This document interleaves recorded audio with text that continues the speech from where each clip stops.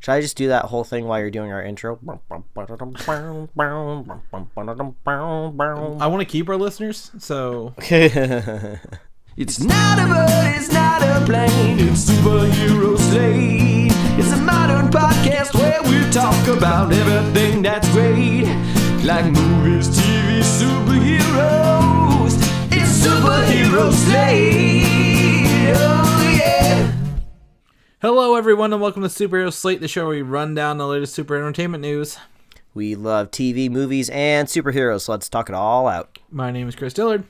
And my name's Mike Royer. And this week, Batgirl loses its writer-director. Oh, wah, wah. That's sad. Fox is trying to rush the Skrulls into the X-Men universe yet again. No, don't do it. Mm-hmm. Infinity War could be the longest Marvel movie ever, Mike.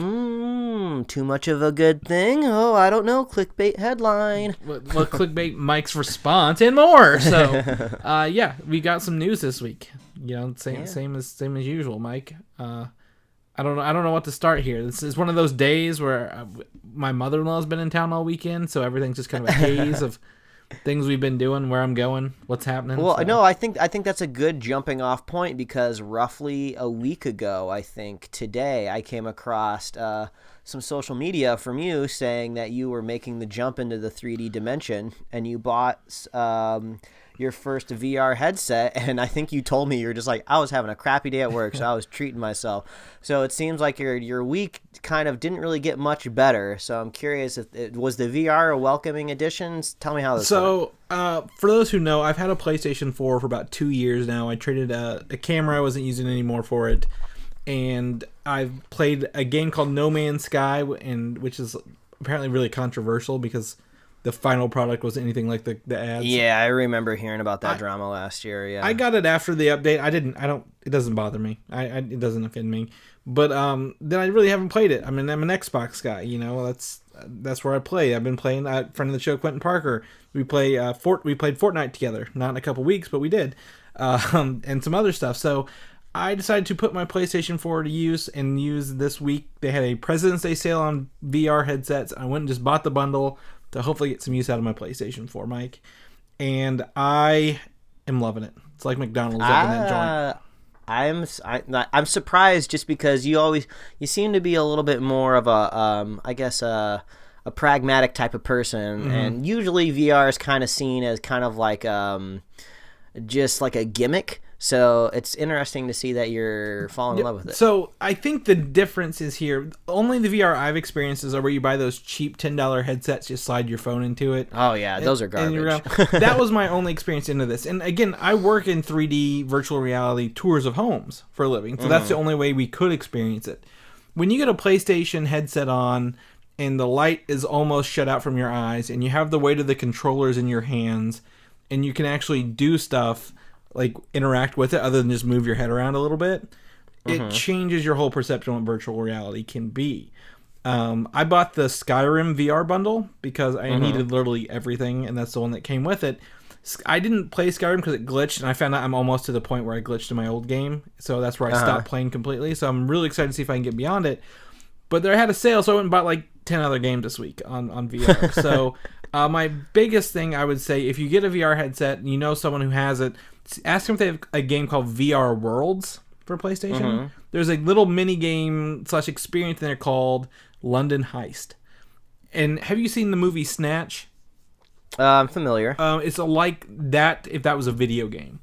Oh. So you're in this like British underground mob world and you're trying to steal a diamond and you think you've been had. So this one guy's mad because the guy who hired you was trying to kill you, and then you're just kind of caught in the middle of it because they think you stole a diamond you don't have.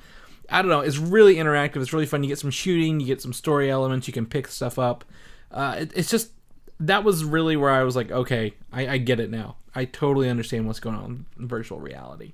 Well, I have two quick questions about this. Okay. So the first one was, is it kind of weird that the controllers, aren't those controllers like from the PlayStation 3? Aren't those just like really old hardware? They are from there, but I bought they have newer ones that just said for PlayStation for use with VR. Okay. They don't bother me. The only thing they lack is any joysticks. They're just, every one of them is identical. And they have the 4 main buttons, an action button, and a trigger, and that's about it. Get some joysticks out there, people. But the tracking is almost impeccable on them. Like, I have That's no good. issues with tracking on them at all. That's good. That's what you're looking for. And question number 2, Yes. I asked you to do this earlier this week, so now I'm going to find out if you actually did, is I wanted you to get some sort of older relative in a VR headset and tell me how they reacted. I did. Did so, you end up doing? Yes, yes. So, again, I mentioned my mother-in-law was in town this weekend. And while I could not get my hands on a copy of Resident Evil 7... Oh, God, that would have been so which scary. is the entire campaign is playable in VR in that game for PlayStation. So yeah, it's 17 scary. hours. I watched like a whole Let's Play, I think of maybe Markiplier playing it, and yeah, it looks terrifying. So I'm excited to give that a try a little bit. I have knocked over several cans and bottles while playing on accident, but we did. We put her in. We put her in a you're like in a tank underwater, like scuba diving. So she's looking around at like all the things on this coral reef going on, and she had a really good time with it. She had no issues with it. She really liked to point out the things she could see.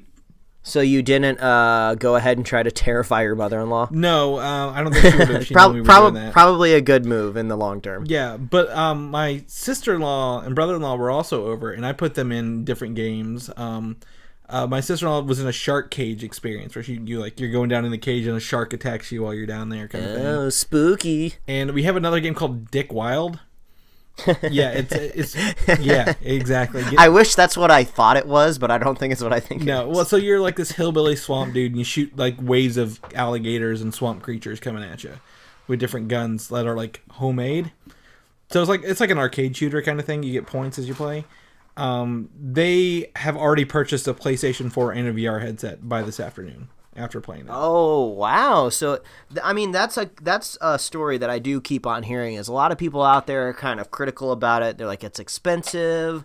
I don't know. It just seems like a gimmick like 3D TVs. But I think all the times I've seen people experience it, they're always blown away. So I've had a chance to kind of dabble in the Oculus for a little bit and some more high-end Samsung VR stuff.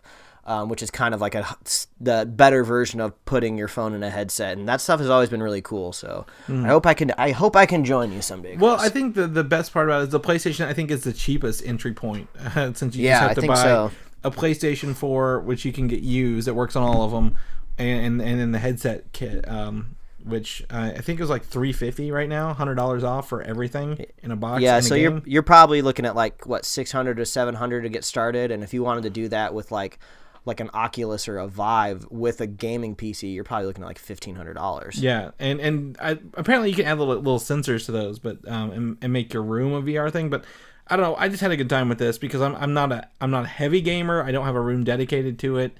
But my wife likes to watch me goof around in this thing for a while. But I told her she can get a Switch. She should get one. But she's holding off on that. So hopefully we'll have another experience to talk about later.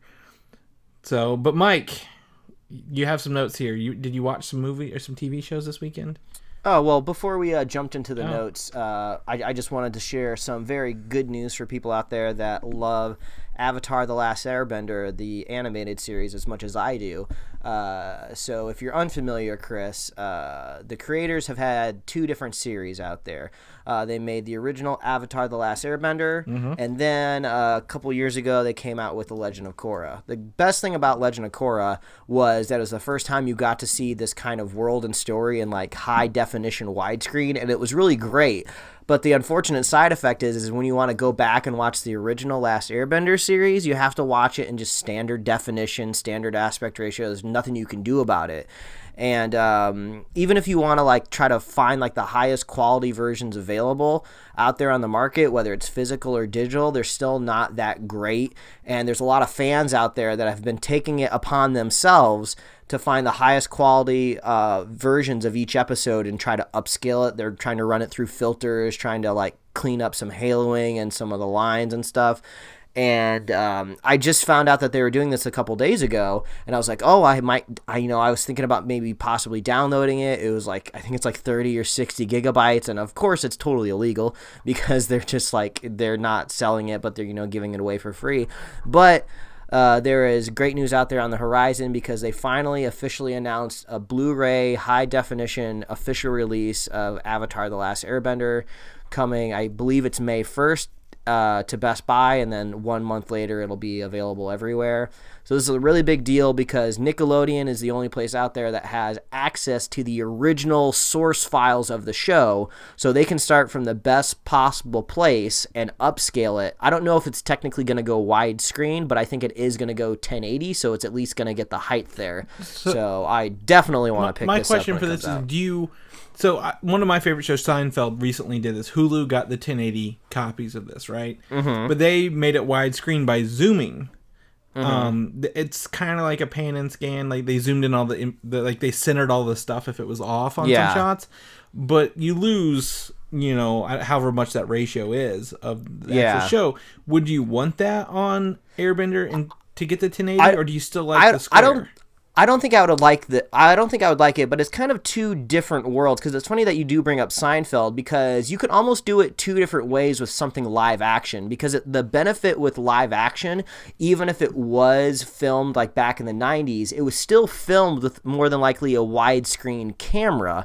But the problem is when they were shooting it, they weren't too worried about what was on the left and right of the camera. So I just heard a story recently. I guess there's a scene out there with the high definition widescreen version of Friends on Netflix, that there's a scene where one of the characters is talking to another character, and it's almost obvious that the other character that's on the side of the screen is a stand-in. But, I guess just it's at the right angle. They weren't too worried about it.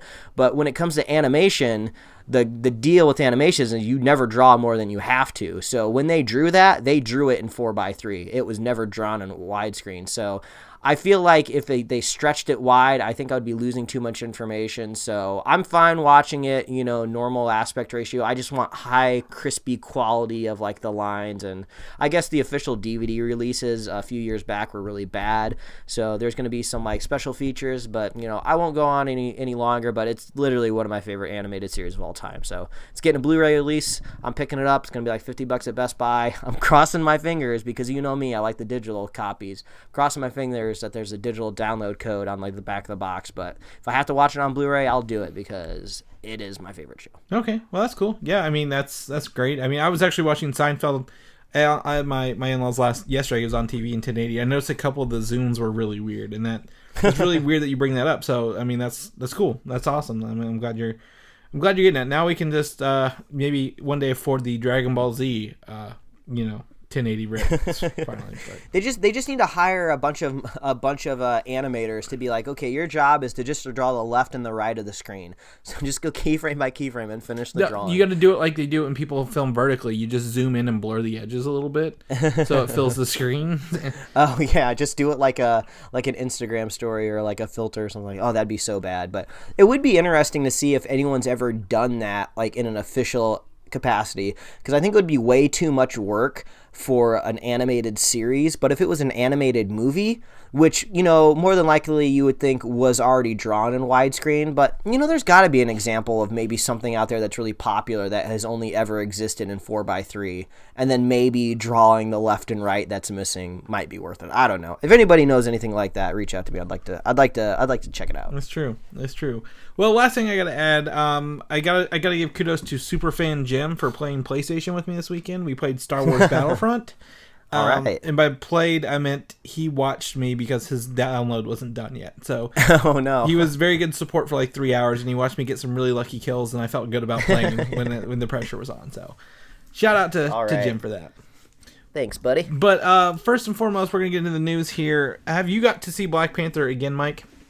No, I haven't gotten to see it again. But did you know that they're showing Black Panther on these new things called Screen X? Have you heard about this? You showed me the picture, and I'm going to have to give it a hard pass. Yeah, basically, if you don't know what Screen X isn't, it's obvious that you might not know. It's like exactly what we just talked about on the Airbender stuff, where the edges are zoomed out. Yeah, basically sit in a movie theater next time and look at the wall to your left and look at your wall to the right and imagine if somebody was projecting parts of the movie onto there too. It's really weird. I've been told that if you really want to film for it, you need like 3 cameras, and you got to make sure lots of boom mics and cords are out of the way. I don't know if we're ever going to get like a big movie filmed in ScreenX, but right now they're stretching it, so apparently do them at Black Panther. So if you're anywhere near Koreatown in Los Angeles, I think you can go watch it there, but I think besides that, you might have to go to South Korea. Yeah. I mean, I think it's those 270 degrees. I think is what it looked up whenever we looked. Like it's huge. Like it's almost kind of wrap around. But like when they're doing it on Black Panther, they didn't film it for that, so they're just taking a couple of the edges and stretching it to make it look a little wider. And I'm like, no. I can't do this. We need to see. Have you ever gone to a movie and felt like your peripheral vision was not getting everything that it could? That kind of seems like the sales pitch. That's like bad VR, man. This is bad VR right there. But thankfully they're doing that because that has helped the box office of Black Panther. It has made over $700 million by its second weekend already. I just want to go ahead and say I didn't get a chance to brag last week when we were talking about this movie, but before this movie came out, what did I say? I said this was going to be in the top 5 MCU. This is going to make more money than people think it's going to make, and it did. It did. I was right. I mean, I didn't foresee all of this craziness, so I won't take credit for that, but man, it's so cool. It's making so much money, man. It has made a lot of money, and then on Wednesday of last week, it's passed Avengers for the highest Wednesday, I think, for a superhero movie. So man, it did not slow down at all this week. Like people were going to Black Panther in droves to watch this.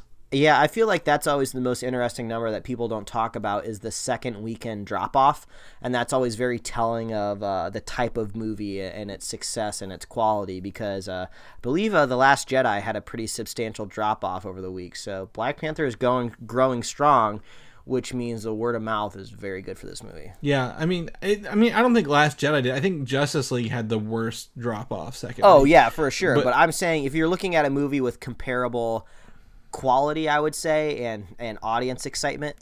Yeah, I mean, yeah. So I mean, I don't know what the drop off is, but I mean, at least throughout the week, people were still going, and we didn't get to go again this weekend. But I mean, I hear tickets are still pretty hard to come by in some theaters. So that's great.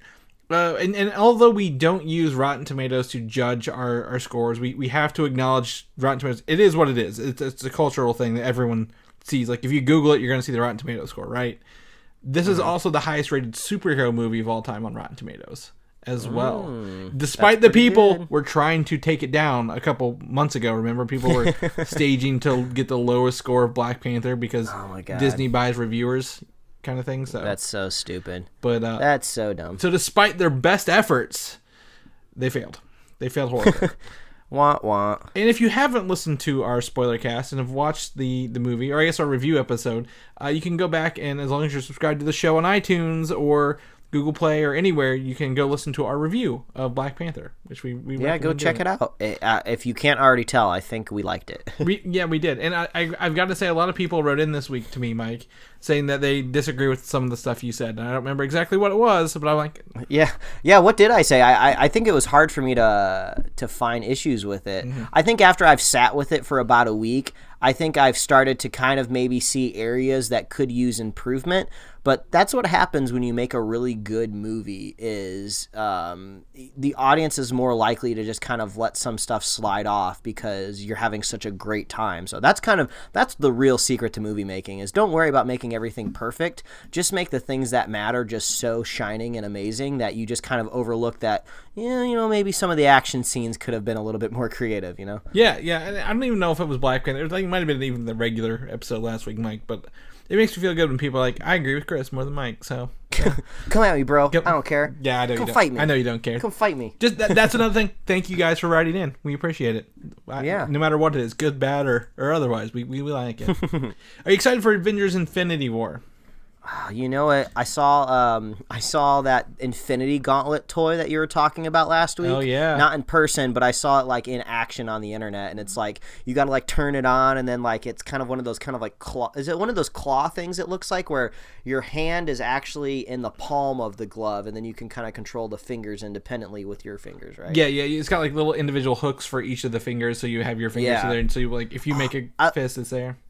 I love those toys as a kid because I was like, I got super long hands now. I can do anything. How many middle fingers did you make? How many people did you flip off with them? I think every kid did. And I remember sometimes you would come across those hands where like the fingers were like bolted together so you couldn't possibly make the middle finger. And I was like, well, that's less fun. It's the middle finger, the one right, closer to the pinky of it. So you always had like the rock on horns or nothing at all. Yeah, that's not fun. So those are actually hitting the stores around me. I saw someone pick one up at I think at Walmart today on some Facebook group I'm a part of. It's only a matter of time before someone's like crushing a beer with one of those things. But speaking of Infinity War toys, I actually was able to get my hands early on a couple of the pop vinyls that aren't releasing until 3/3. Of course you were, because you are Christopher Dillard, the pop vinyl hunter. I was not the one hunting. I got to give credit to the guy who gave it to me, or he sold it to me for cost, but he picked up one of the new Hulkbusters, and I've got a comparison picture of the first Hulkbuster versus this one in pop form. The new one is super sleek, Mike. It's really awesome looking. And it's got his power pack is actually on his back, it looks like. Or he can at least add on to the suit if he goes. And then also the Thanos with the full Infinity Gauntlet on his hand. It's pretty sick. Hell yeah, man. Like I say, he's pretty heavy. He's right here on my desk. He's heavy. His head, this one I got because his head had come off detached, so we hot glued it back together, and he's perfect. Nothing a little hot glue can't fix. He's out of the box for people who were wondering. Yes, I took him out of the box because he's broken. Oh my gosh, I've been telling you to do that forever. Like, if anybody of you out there listening knows Chris and he's ever complaining he's running out of room, just tell him to take his pop vinyls out of the boxes, and then he'll have more room. That's not true at all. That's not how this works. But yes, thank you. Thank you for that. But Marvel Studios' The First 10 Years is a short that is now out with the digital copy of Thor Ragnarok. Have you picked yours up? Not yet, man, but I will. I know you will. It's a good movie. I can't wait to go back and revisit it. But this is one of the bonus features called The First 10 Years. And Kevin Feige states in this that every story Marvel has told since Iron Man 1 finds a narrative thread in these next two Avengers movies. It is a culmination of all that storytelling. Oh, that's pretty cool. I like that idea. Like, I have a feeling that maybe this wasn't all one big grand master plan from the very beginning. Like, I'm sure Kevin Feige knew, like, okay, we're going to get Thanos in a later movie. Not too sure if it's going to be a part 2. Obviously, don't know who the directors are going to be. Not too sure if how many movies we're going to slot in between there. But they're just like, hey, let's look back on these older movies and let's see how we can pull some stuff out into these new scripts. So, it's probably not the biggest master plan that we think it is, but I do like the idea that, like, let's incorporate it. Let's make this one big, like, season finale that everyone's really going to enjoy. I mean, I think so as well. I think that's a good way to look at it as a season finale. Again, I think we brought that up last week. But to me, this also could be like maybe Thanos does get some of the gems, but not all of them. And to make his final battle, or what we think is the final battle with the Avengers, easier, maybe he set up some of those plot points throughout those movies, using like subtle power of the gems rather than just defeating them outright a long time ago. Maybe this is like that episode of Futurama where you find out that Fry was actually pushed over into the portal by like a little alien shadow. The little nibbler dudes. Yeah, it's all one big story. Yeah. I think the thing that's still running through my head is we've talked about this on the show of like this kind of time travel theory. Are they going to be traveling through time? If they do, are they going to be trying to reboot their universe? What's going to be happening here? And I feel like the definitive answer I've come across in my head, whether time travel happens or not, is I don't think they're going to wipe any slate clean. I don't think they're going to give all of these characters amnesia. I don't think they're going to blow up this universe and then suddenly we're going to be in like the Marvel Ultimate MCU universe.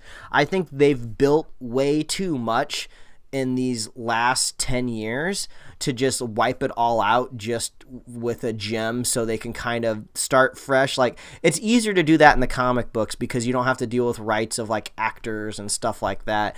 I think maybe there could be some time travel fun happening. Like maybe they have to like get the upper angle on Thanos with a little bit of time travel, but I don't think they're going to be wiping anything clean. I mean, like Spider-Man Homecoming 2 would be really weird if it wasn't a sequel, if like Peter Parker like didn't remember anything or like he's in a totally different universe, but it's still a sequel, because that's going to be really weird watching that Spider-Man trilogy. Like, oh, I'm going to watch the first one and then watch the second one that's in a totally different existence. So I don't think they're going to be wiping anything clean because they don't need to. Now, when we think about Flashpoint and the DC universe, that would be a very good tool because they have a lot of just stuff that does need to be reset, but Marvel, not so much. But I'm really curious what's going to happen. That's for sure. Yeah, it's kind of up in the air. I mean, I think I agree with you. They don't need to start fresh, and I don't think they will either. But they could definitely erase some parts that they don't think worked out, maybe, or some things to like help them, like, you know. Again, I've seen this in the comic books where Miles Morales was pulled from the Ultimate Universe into the regular. He maintained all his memories, and the world, you know, still knew about him, and everything was normal. But he had a couple, like, his mom and dad were with him, and his mom had previously died by Ultimate Venom and some stuff like that. So they could do it to tweak little things.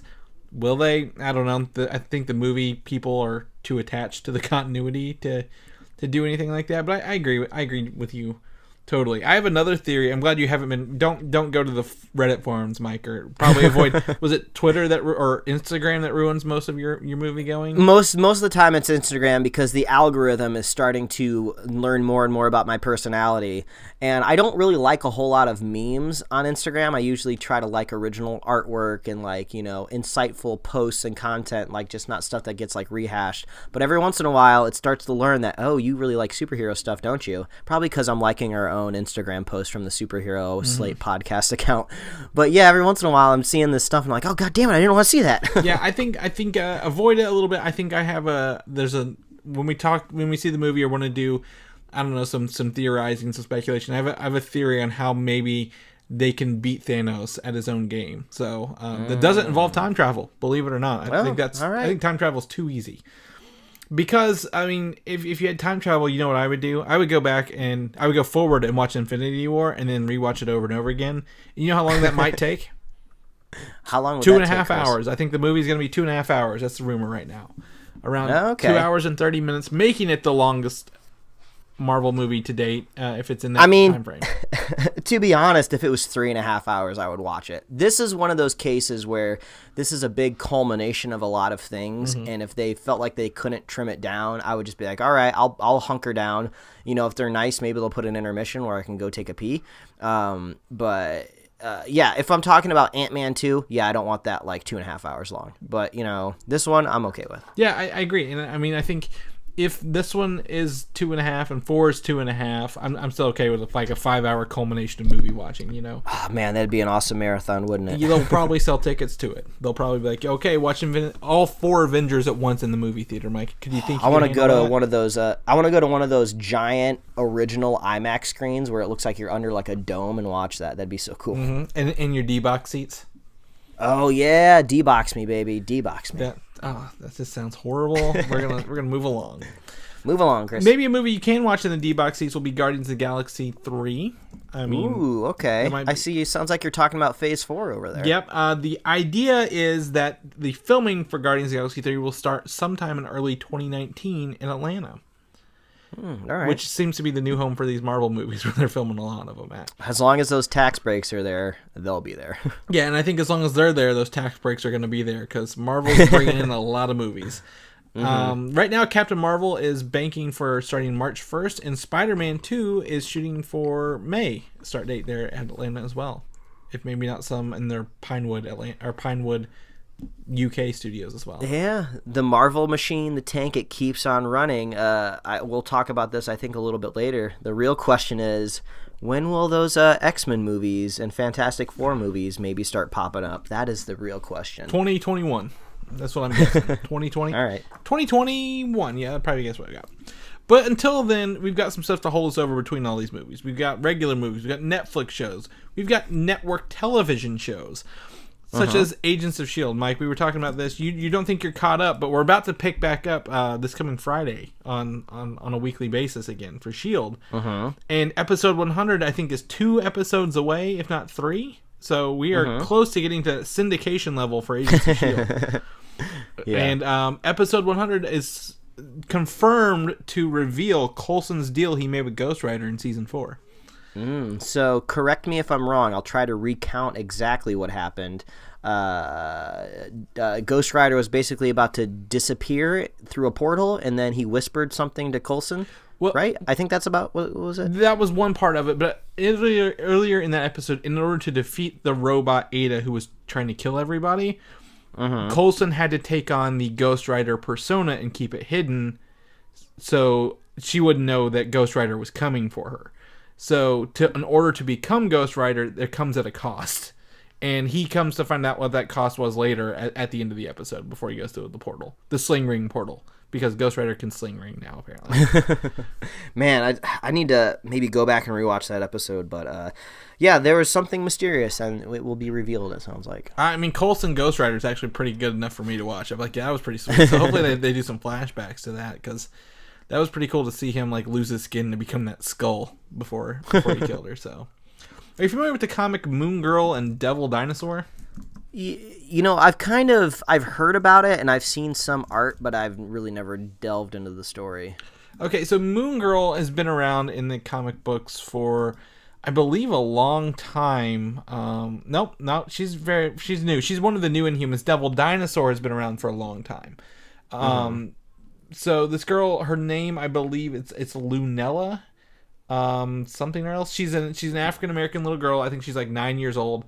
But she's like maybe the fifth smartest person in the Marvel Cinematic Universe, and and because of her inhuman powers, so she's got a comic book that's been going on for a long time. I think it's got like 20-something plus issues right now. So if you want a long thing, but her power is super intellect and like consciousness transferal. That's how she works with this Devil Dinosaur character, and she's apparently getting an animated show coming to Disney, not the streaming service, but it might be one of their Disney XD or Disney Network channels right now. All right, so we talked a couple weeks ago about how some of the current running kind of action cartoons over at Disney for Marvel were kind of wrapping up soon, so this would make sense that they're getting ready to bring kind of a new character in. And it sounds interesting. I mean, it sounds like something that's geared more towards kids, because you got a little girl who's really smart and a dinosaur that she interacts with. So it's probably not going to be for us, but at least we're starting to kind of get a look at maybe what their new animated slate might be. And it's also, I got to give them some applause for being different with it. You know, it's not another Avengers series. It's not Spider-Man version 5. Though it's actually choosing a different character, an obscure thing. The series is still running, which is really surprising to me. Most of them don't make it past issue 12 these days, so it must be doing something right. I don't read it, but I can't fault anyone who is. So. Yeah. I mean, Disney, listen up. All we really want is a new season of Earth's Mightiest Hero, and just put it on your streaming service. How about just a wrap-up movie? Just a wrap-up movie to give us the closure we need. So closure, we need it, Disney. That's right. But it's not coming to the streaming service is at least one of the facts we've got going here. But you know what is? One of my favorite Disney-owned properties, the Muppets. Yeah, I kind of saw this news earlier this week, and I was like, I bet this is going to be in our show notes, because we all know how much Chris likes the Muppets. That's right. I'm a Muppet in and of myself, actually. So I do love the Muppets, and we all know their ABC series is not very good. I mean, let's all be honest here. It was not a good thing. They've not done a movie in a hot minute. So if they're doing a rebooted series, they can kind of do what they want on the Disney streaming service and hopefully take it back to its core, not the Office style camera thing that didn't work at all, with really bad plot and characters that nobody cared about. So, well, I'm sure if it ends up being good, Chris, you'll be the first to let us know. I hope they have the old series and movies on there. Like, I would go back watch some Muppet Babies on the Disney streaming service. Muppet Babies, do do do do do do do do. I think that's how the song. You are in a song mood today. That's for sure. Something we'll talk about later has been stuck in Mike's head since before we started the show. It's true, but also I think Muppet Babies are getting a reboot as well, or an updated series, but I don't know what that's about. Anyway, we were talking about this earlier. Star Wars: The Last Jedi. We've got confirmation on their physical release and home release, Mike. Digital release will be March 13th, which is like 2 months earlier than I expected this to hit, actually. And the physical release is on March 27th, 2 weeks later. So now, technically, is this still slated to come to Netflix? Is that deal still live for at least another year or so, I think? Did any of the other Star Wars go to Netflix? Yeah, well, Rogue One is still on Netflix, and I think Episode 7 was there as well. It's not there anymore, because I think when a new Star Wars hits Netflix, they just swap it out. So I'd be curious to see if this does come to Netflix for a little bit. That's a good question. I don't watch enough Netflix regularly right now to say that. But I couldn't tell you. I'm just doing a quick Google search. No, it just shows me movie times. Do I want to go watch The Last Jedi? It's still in theaters right now. But that'd be about it. So maybe not. I mean, are you looking to maybe more stream it or like do a rental service like that, or are you looking to buy this one as well to add to your collection? Man, I don't know. Maybe if the special features were interesting enough. I know Star Wars and Disney big budget movies usually put enough into the special features, but it would be kind of interesting to see maybe the Yoda puppet on set again and seeing it kind of interact with Luke. That might be kind of fun. Yeah, I mean, I'm looking to go back and revisit this one again. I didn't get to watch it in theaters as many times as I wanted to, but like, I don't know. There's just something about seeing all the Star Wars, the main ones in a row for me that's just exciting, and it had to be more excited than Han Solo, at least, you know. At the end of the day. But to wrap up this new trilogy, Star Wars Episode 9, J.J. Abrams has said the script is complete and will start filming in late July of this year for that 2019 release. All right. There must be a lot going through JJ's mind when it comes to making this movie because... No pressure. No pressure. There's no pressure at all. I mean, there's almost more pressure than when he was coming out with Episode 7. It's almost like there was nowhere to go but up, I feel like, but you know, you're bringing it back from the dead. Disney just spent billions of dollars on this franchise, but now it's back in the zeitgeist, and the last movie was really divisive, so now I wonder if he's really worried about it. Yeah, I mean, I don't know. I mean, I think, again, it's a lot of pressure, but if anything is to be believed, I think, firing the other director would probably be better, like the one they had, Colin Trevorrow, because that would be too much pressure for someone to take. And yeah. Well, the funny thing is, the last time we talked about J.J. Abrams on this show, I think, you were a little cold on him. I was a little bit warmer on him. But now after watching Cloverfield Paradox, I don't know if I can trust his producing skills anymore. Well, I mean, if he's just getting money for the Cloverfield name because he kickstarted it, he doesn't care either.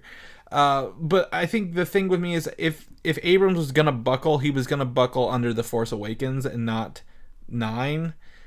So I think he'll be fine. If anything, again, he'll probably be okay to deliver under this pressure, more so than anybody else that I know of off the top of my head. Short of bringing George Lucas back. Do you want that, Mike? You want Lucas back in this? Don't make me do it. I'll call him. I'll call him right now. You know what? They say that they're going to be making, that Star Wars streaming series on the Disney streaming app. They should bring Lucas in and just have him direct one episode, because usually TV shows are very much a writer's medium, and the director is kind of just there, kind of to keep the schedule moving. It'd be kind of interesting to see what Lucas would do on one episode of a Star Wars show. It'll depend. I mean, if they do this and use some of the old, he wrote over 100 scripts for the old live action series they had planned. So maybe they could bring some of those scripts in and at least give him writing credit on some of them, if not directing credit. Yeah, maybe the best use for George Lucas is like a seasoning, Just put him in a jar, poke some holes at the top of it, and just sprinkle him across your franchise. We need you in a cameo on he's our Stan Lee of Star Wars. That's what he is. George Lucas is the Stan Lee of Star Wars. Let's put him in these movies as cameos. That would be pretty funny. I would like that. Okay, so that's what we're going to do then. That's cake. We got it. We solved it. Nobody panic. In not unsurprising news, the Sony movie Silver and Black has delayed production indefinitely. Oh no, Chris! Why? We wanted this movie so bad. Yeah. It said nobody ever. Planning to start March 1st. We announced, I think it was last week, that the script is getting a whole rewrite, and we've not heard anyone cast in this movie at all. So that was kind of not adding up in their favor, but. We also talked about Sony, the new CEO does not want to handle movies. He just wants Sony to be a tech company. So they may sell their film side to Columbia Pictures, and they may be like, we just need to focus on what we got and what we can do right now rather than trying to make new franchises that are just not going to go anywhere if we put our money into them. And also, I wonder if these executives at Sony and possibly Fox getting calls from Disney being like, "Hey, stop it! We're about to own all this stuff. We don't want you making these movies. So if you're gonna make them, you're gonna have to either get them out now, and we're just gonna redo everything that you make. So maybe just take a step back, and we'll give you an extra $1 million. Yeah, we'll give you some money just to stop doing what you're doing. Just to give us the keys to the car. Just give us those keys. Yeah, we'll buy out any contract that you've already had an actor sign. We don't care. We want our Spider-Man back. We want our X-Men back. We want the Fantastic Four back. We got to plan out Phase 4, 5, and 6 over here at Disney. You know. Yeah, that's right. We can only put out like a whole bunch of movies a year. We got to plan these out. So, yeah. So again, no one's really surprised. Nothing. I mean, nobody knows anything about this movie other than it's Silver Sable and Black Cat, and who wanted that? So I feel like Disney is like the incarnation of like Kirby, and he's just going around Hollywood, just like sucking up studios, like whoop. Well, yeah. I mean, if Disney does buy them, either way, so we'll have to wait and play this one by ear. But in movies that we're not really looking forward to as well, X-Men: Dark Phoenix is a new report is said that it's going to feature the Skrulls as villains, shape-shifting aliens, in an attempt to get them in before Marvel gets them in Captain Marvel. Much like they did with Quicksilver, because I don't know, we've talked about this before, but in Days of Future Past, breaking Magneto out of the gel cell was not Quicksilver, it was actually Juggernaut, until they announced Quicksilver in Avengers Age of Ultron, and they rewrote that scene completely. Jeez, really? I didn't know that. Yeah, so you saw Apocalypse, or X-Men Apocalypse, right? Yeah. Yes, unfortunately. One of the actors in that was cast as Juggernaut, and already they already wrote in the scene, they'd done the Juggernaut, and then they ended up swapping out, and he got a role later for doing it. Okay. So, yeah, it's well, I mean, does Dark Phoenix come out this year, or is it next year? It's November of this year. Geez, it's this year, and I totally forgot because I didn't even care. This must be extra weird. So we can go ahead and we can, make guesses and judgments on what might happen to Sony with a new executive coming in with no word spoken whether there's going to be a sale. But we already know Disney is trying to buy Fox. Like, the deal is not like set in stone. There's a lot of paperwork that has to be signed. There's lots of things that need to be approved. The FCC kind of needs to make sure everything's kosher, and it might take a whole year, but Disney more than likely is going to own Fox by next year. So I don't understand why Fox is still like, fuck you, you're about to buy us, but we're going to put Skrulls in our movie. So it's going to be really weird for you when you try to put Skrulls in your movie in a couple years, even though you're going to like fire all these people that are the X-Men, because I just can't imagine Disney spends all of this money on Fox and just still keeps these same actors from this weird fractured universe that's so old. Like, it just makes so much more sense for them just to recast and do it all from scratch. If everyone in Fox was benefiting from the Disney movie, I'd say, yeah, that makes sense. But probably some of these Fox people are going to get fired, and they're like, the hell with you. We're just going to do what we want while we can. Yeah, before it's too I late. guess. But in terms of that, some people have said that, at this rate of the movie, I think it's done filming, but it's an editing stage, that it's a serious film, light on humor, but the quality is better than Apocalypse. So that bar is still really low, but they said it was maybe more in line with like First Class. So to me, that's the best of the trilogy. But so I don't know how they'd say that, but I know some. I feel like Skrulls aren't really going to have much of an impact in this X-Men universe, because kind of the best part about the Skrulls is that it's like a secret invasion, and they come in and they look like humans and they infiltrate your institutions, and you don't know who is who. But we've barely gotten to know this kind of new rebooted X-Men universe, and there's not really a whole lot of like government institutions and ladders up. It's just kind of like this loose X-mansion, and like, oh, okay, this mutant that we've never seen before is a Skrull now. Oh, big deal. If it was in like the MCU, it could be like, oh, someone at S.H.I.E.L.D. has actually been a Skrull the whole time, or maybe somebody in Captain Marvel's like platoon is a Skrull, and maybe somebody well, I think you're in the Nova Corps. You're nailing it just seems like there's not as much to infiltrate. You're nailing it on the head here. We care about the Marvel Cinematic Universe and the characters and their interactions. Nobody cares about this Fox universe that they jump 10 years every movie and nobody ages a day. So, yeah. I mean, we've got all these new actors. I mean, there are a couple good ones, but I mean, we've already seen the Dark Phoenix saga in the original, and it didn't work out then. I think it was by almost the same writer. So, I mean, I don't know how this is going to look, but we just don't care, and the Skrulls are probably just going to be a wasted villain, much like Apocalypse was. He could have been so much better and wasn't, and how disappointed was everybody in the long run there. So I think I agree. I think Marvel is the Skrull one to have, because it's a Kree Skrull war. is going to have long-term ramifications on people we care about. Here, it'll be one and done. I don't think we'll ever see the Skrulls again. Yeah. Well, luckily, I don't think the Skrulls are the most important thing coming from Fox. The most important acquisition that they're going to get, I think, long-term is going to be the X-Men, going to be the Fantastic Four, and also the villains. Like you said, Apocalypse would be a good villain. The Silver Surfer, villain or hero, that's going to be a great addition. Mr. Sinister, if they ever decide to use him, because we're always teased with him, but never use him.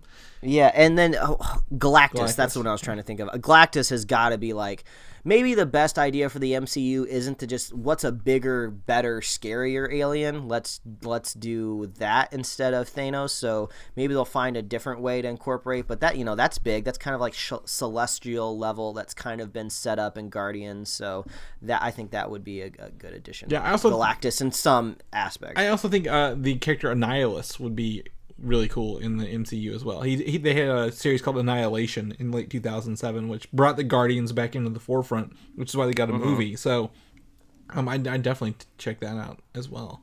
But also, I think, you mentioned all these characters. Deadpool is a huge benefit for Disney. Oh, yeah. Can't forget Deadpool. And with that, we know an X-Force movie is coming. So Fox is trying to work on getting X-Force out this year or next year, but start filming this October before the Disney deal is done, simply because we don't know what happens to contracts currently in place when another studio buys them out. So I think I'm personally okay with this, just because even if theoretically these Deadpool movies were bad and Fox just insisted on making them, it's still in kind of its own bubble universe, and it has the benefit of being like self-referential. It's in its own decade. It's not connected to these weird X-Men movies that are also being made. So it just seems like, yeah, you could easily make a Deadpool movie, make Deadpool 2, get X-Force out, and then maybe if that's like your timeline and you can't make anything beyond X-Force, just go ahead and make X-Force kind of like Deadpool 3's like sign-off or something like that. And then throw Ryan Reynolds into the MCU because, that character can easily make that transition. But yeah, this one doesn't worry me too much. Yeah, and I think it's a smart idea, because even if Reynolds doesn't want to go into the Disney universe and he's like, no, I don't want to re-sign for this character, I think this will be a good point to wrap up, with Fox before it's done and get that already film out. Do I want him to come to the Marvel and play?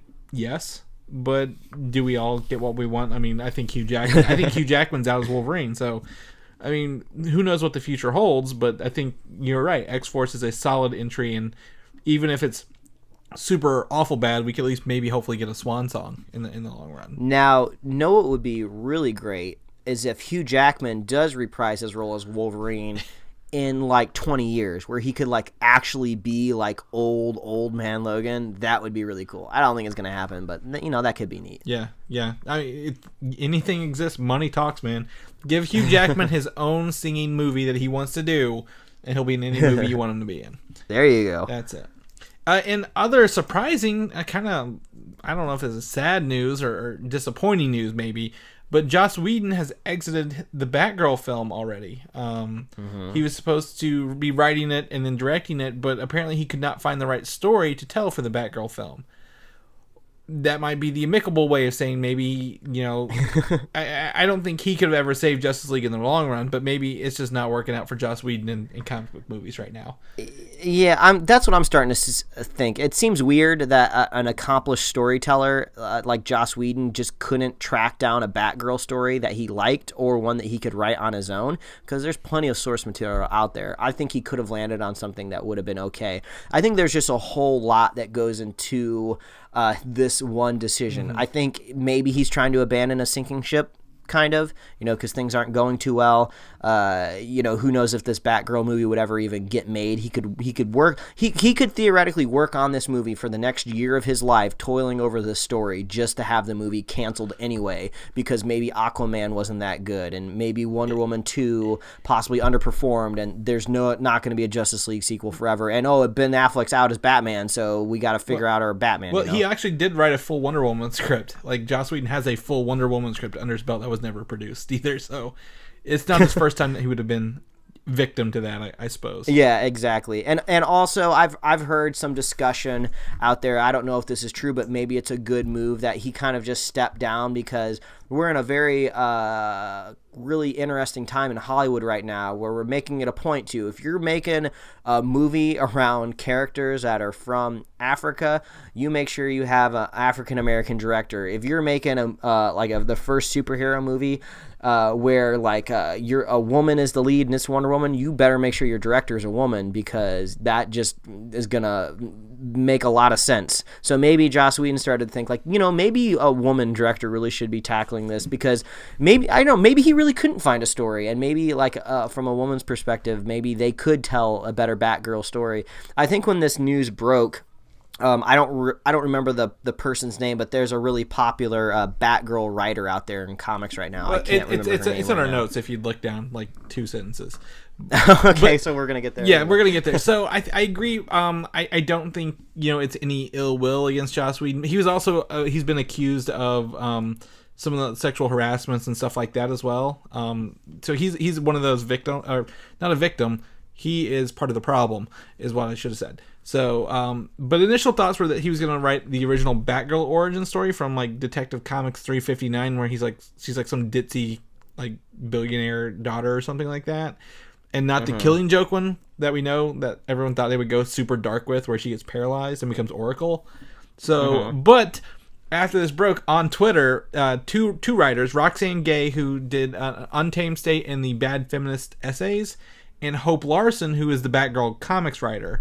I think Hope Larson was the one I was thinking of. They both they offered to write this movie on Twitter to DC, and the vice president of DC Comics Entertainment both responded yes, here's my contact information.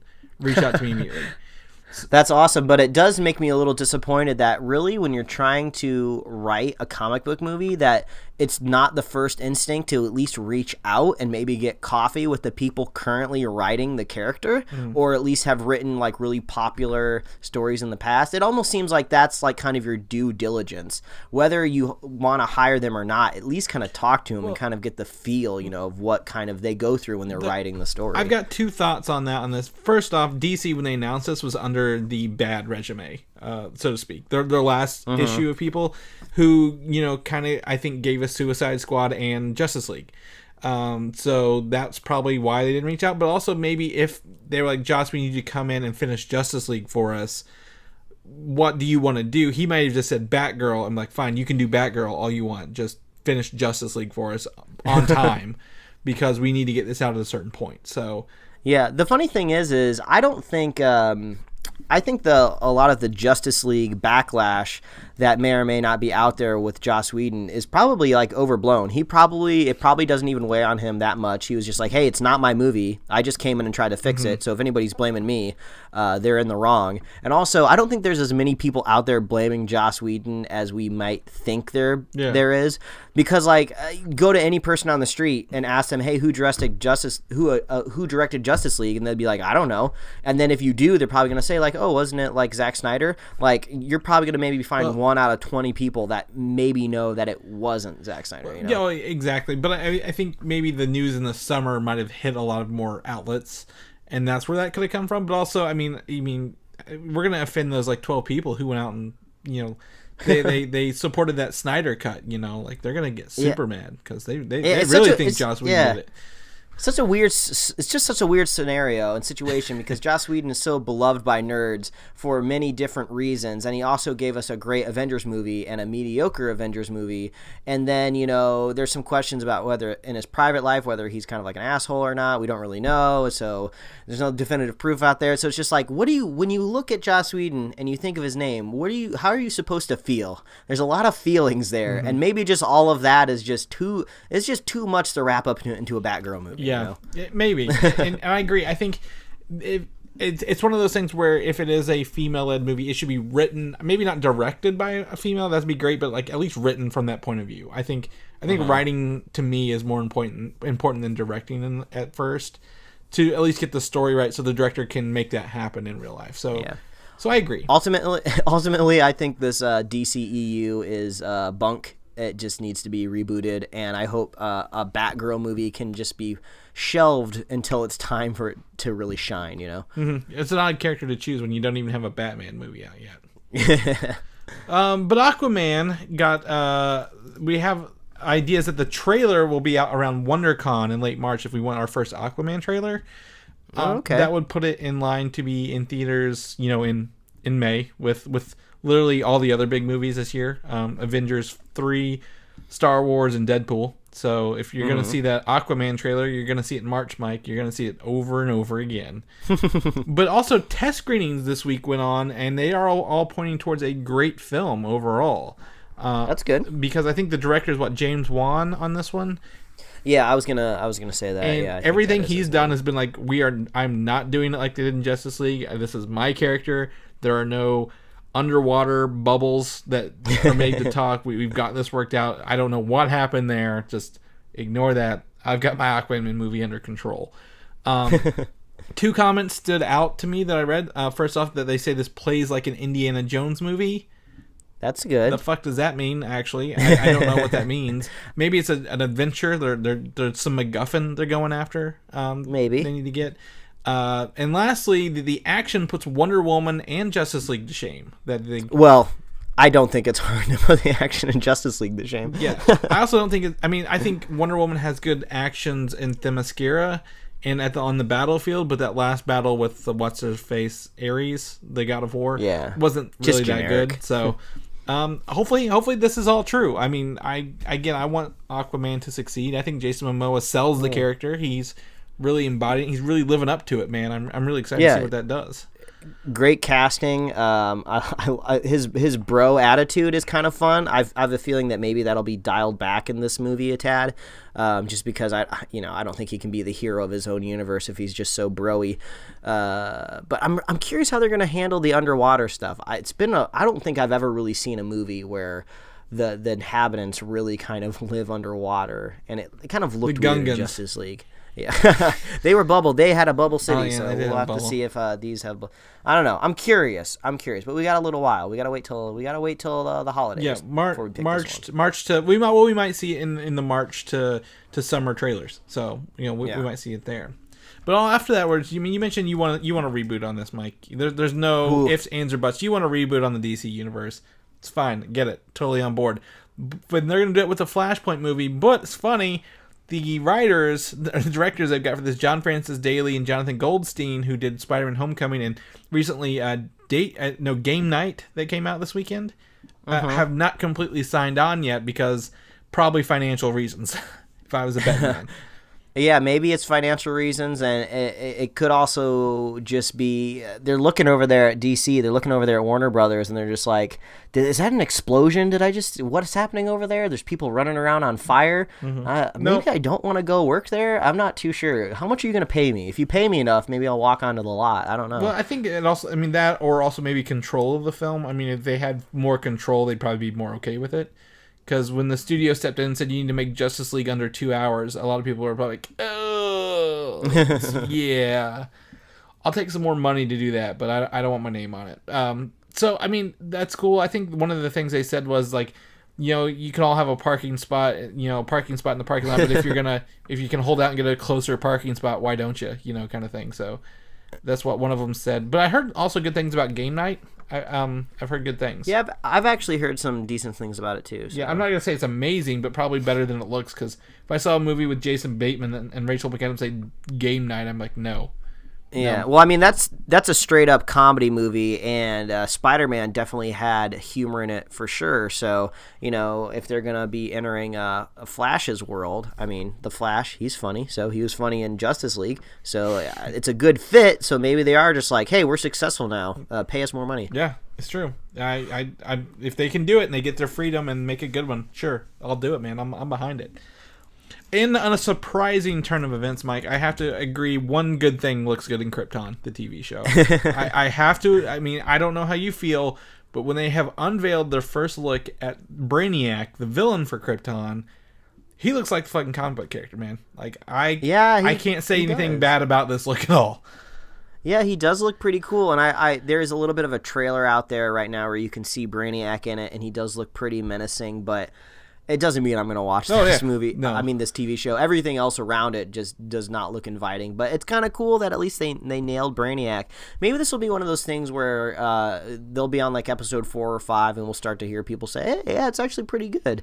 I probably still won't watch it then because I don't have enough time in the day to watch all of these things. But at least they're nailing Brainiac. That's good. Yeah, I mean, I played recently in the Injustice 2 video game, and Brainiac is a villain in it, and to kind of see like if you're looking at this, it's got the pink chest thing, the bright green skin, the black eyes, some little like ports on his head where he like uses with his skull ship, which I think that concept art or some footage of that is on that same trailer you saw maybe.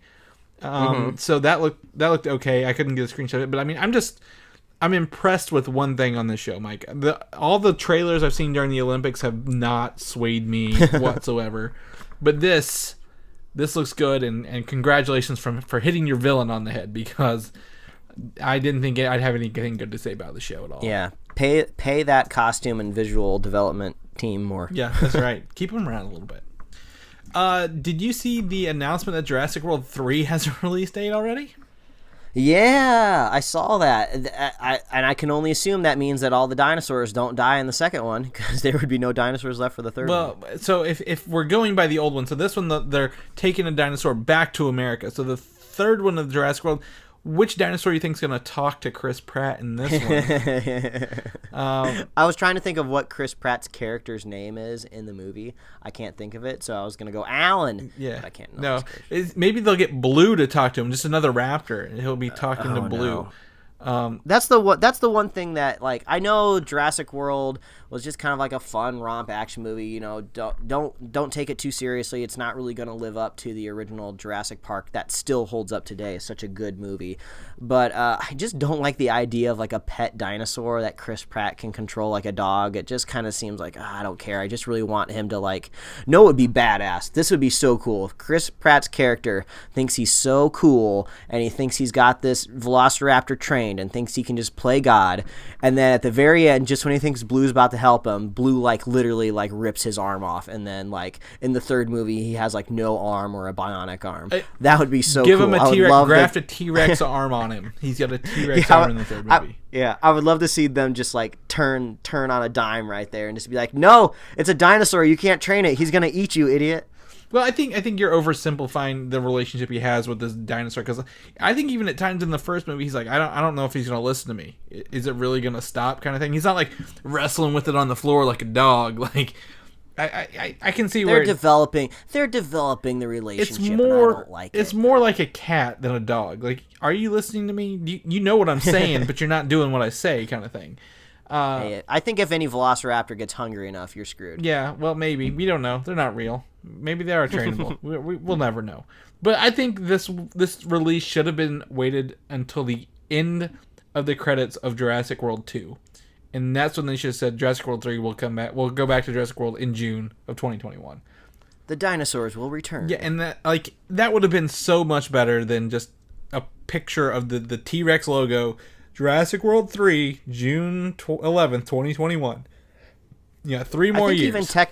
I think even technically all these dinosaurs don't come from the Jurassic period. I think they come from some other neighboring period of the past. But anyway. Yeah, but it doesn't roll off the tongue. The Cretaceous world.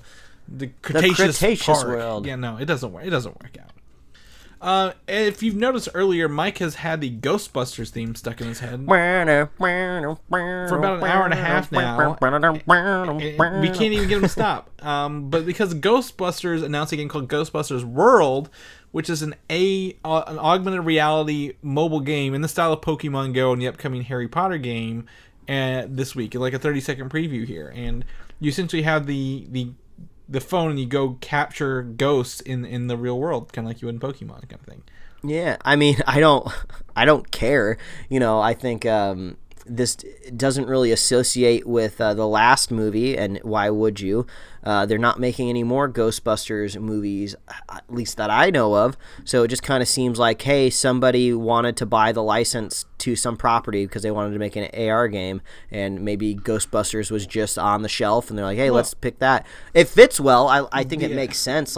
There's ghosts everywhere, so you gotta catch them all, which is just basically it's Pokemon with ghosts. Right. Yeah. I mean, I think that's. I don't know what the full mechanics are going to be like in the game in the long run, because a 30-second kind of a preview, not even like really this is what's happening, but like. There are people who like Ghostbusters. I mean, I've got to say one of my friends, Adam, who goes to C2E2 with me, he loves Ghostbusters.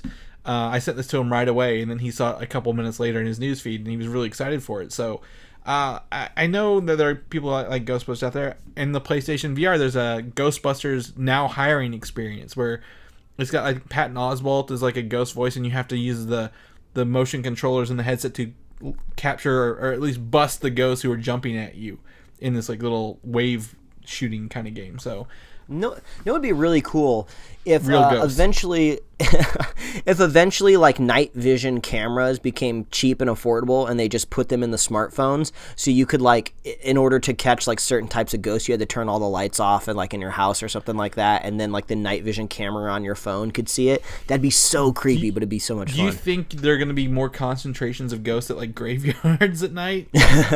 Well, I don't know if you knew this, but I think you can catch more Pokemon ghost types at graveyards and stuff, right? If they're labeled, some cemeteries and churches have been removed from the game because they think it's kind of faux pas to go, prancing across graves. I could see Pokemon. that you're visiting a dead loved one, and there's like a 12-year-old next to you, like, I got Bulbasaur. A whole crowd of them trying to catch ghost type Pokemon. Yeah, they removed a lot of that stuff, but yeah, I think that is also very true as well.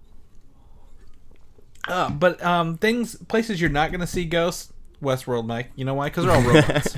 They're all robots. Well, I could see you really needed to take a drink of water before you made that segue. I did. I had to have a sip there. So, are you familiar with the South by Southwest Festival? Yeah, South by Southwest. It's I don't really know if I could compare it to anything. It's like 1 week it's a music festival. The second week it's kind of like an entertainment TV festival. Yeah, and then like some tech festival as well. Like. New gadgets and stuff are announced there. So HBO is attempting to build a real life version of Westworld at South by Southwest this year, where guests can live without consequences for a weekend or something like that. I don't know. That, like, at first it kind of sounds impressive, but then when you think about it, it's like, oh, they're just building a Western set. So I would imagine most of the flair would be the actors maybe that they hire in it to kind of inhabit the town. So basically you're just kind of visiting one of those like reenactment areas of the Old West. But yeah, I can't imagine you're allowed to kill or have sex with any of them. I would imagine Texas doesn't allow that. Yeah, so I mean, I read a little bit about it here. Apparently it takes up it's a 2-acre replica town at South by Southwest. It's not like a little small one. And you either get a black or a white hat, and you get to explore the town of Sweetwater that they have there. So you're going to interact with real life hosts who probably aren't robots and are quote unquote there to fulfill your every desire, as in the theme of the show is. So I don't know what it's going to look like, but I mean, I think it's pretty cool that they're trying to do that. Yeah. I'm really excited for season 2, but I mean, I hope to see some photos and hear some experiences about that, because I think that's coming up. It's in Austin, coming up, I believe.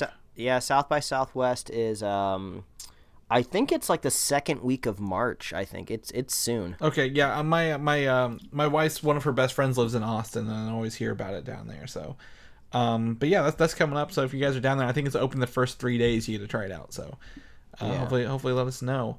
Yeah, it's a big push from them, because they know Game of Thrones is wrapping up soon, and they're hoping maybe Westworld sticks around for 4 or 5 seasons. Yeah, I mean, I really hope so, don't you?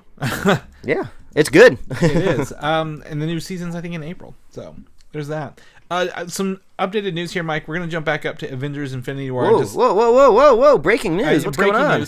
So there are 3 actors in Avengers: Infinity War going on Good Morning America this Thursday morning, Mike. Oh, I think we know what that means. I think that means a trailer's coming. And if we get a trailer this close to the movie, you know what else comes along with that? What's that? Ticket sales. Ooh. I think you got a point there. I did see some Redditors over the weekend getting their ticket sales in other countries for a week earlier than we get it. So if it's a week after they get it, then I think our ticket sales will be up. So we may have a trailer, an Infinity War trailer, and tickets. If you're poor, If you're poor, go start collecting cans. That's right. Go cash in right now. Mow some lawns or shovel some snow. Whatever you're getting, whatever weather you're getting. Sell all of those bitcoins. That's right. You So don't need them. If that drops, I guess this is a good place to plug us later. Well, you'll know from us when a trailer drops. That's for sure. If you're following us. So I just want to let you know that news seems to drop right now while we were sitting here. So. Breaking news. I love it, Chris. It's true. So, Mike, if people want to know what you're up to, when you're going to start watching those last Airbenders on 1080 and how good that quality is, where can people find you at? Well, they can find me at Mike Royer Design on Instagram and Twitter. And maybe, what's that new social media app that everybody's talking about? It's like Venmo? Venmo? Have you seen that yet? No, it's like not Venmo. Vero? Vero, that's what it is. Maybe we'll all be on Vero someday soon. I saw some artist at conventions doing that. Some guy I follow, so I've seen that. So maybe it's up your alley there. Yeah, who knows? But you can find me at Mike Royer Design there, and you can read my webcomics at pickledcomics.com. Chris, if people want to see if you're enjoying your new VR world, where can they find you? You can find me on Twitter at Valdan, VALDAN. Share it there from my Instagram to there. My wife got a good goofy picture of me on it the other day, and someone said, "You look like you've been in it like 15 hours straight." I'm like, "No, that was like the first 5 minutes I had the headset on." So it was really fun. So I'll be sharing some of my experiences on there. I think I'm about to buy a game called 100-Foot Robot Golf.